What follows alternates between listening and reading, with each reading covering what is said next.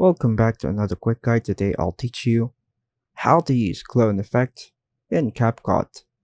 And it's literally an easy process. Make sure to watch until the end of the video to know how it's done.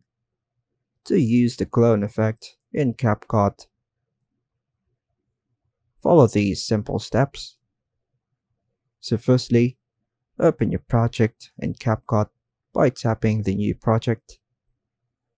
On the video clip, you want to use the clone effect onto the timeline. Tap on it, then tap on Add. Tap on the effect icon, usually represented by a magic wand or a star. Choose the tap on Body Effects. Scroll through the effects and find the clone effect. Tap on the clone effect to apply to the clip.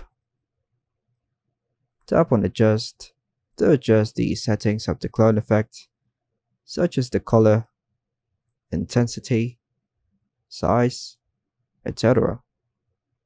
Then preview changes to ensure they look as desired. Once satisfied, tap on the check mark or apply button to save the changes. And that's all for now, folks. Thanks for watching.